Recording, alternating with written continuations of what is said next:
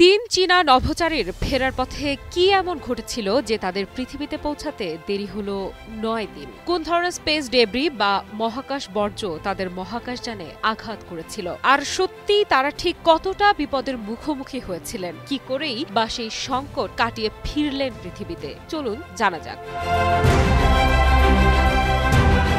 ১৪ November অবশেষে পৃথিবীতে ফিরে এসেছেন শেনঝো 21 এর ৩ নভোচারী। কিন্তু এই ফেরাটা ছিল তাদের পরিকল্পিত যাত্রার মতো সহজ নয়। স্পেস ডেব্রির অপ্রত্যাশিত আঘাতে পুরো সময়সূচি উল্টে যায়। তাদের নির্ধারিত প্রত্যাবর্তন পিছিয়ে যায় প্রায় ৯ দিন। আর অপেক্ষার সেই সময়টাকে চীনা মহাকাশ সংস্থা অতিরিক্ত সতর্কতার সঙ্গে কাটাতে বাধ্য হয়। তিয়ানগং মহাকাশ স্টেশন থেকে বিচ্ছিন্ন হওয়ার পর শেনঝো 21 কক্ষপথে ধীরে ধীরে নেমে আসে। স্থানীয় সময় বিকাল ৪টা ৪০ তারা ইনার মঙ্গোলিয়ার দোংফেং অবতরণ স্থলের মাটিতে স্পর্শ করেন। পৃথিবীতে পা রাখার সঙ্গে সঙ্গে রাষ্ট্রীয় সম্প্রচার মাধ্যম সিসিটিভি নিশ্চিত করে তারা সম্পূর্ণ নিরাপদে ফিরেছেন।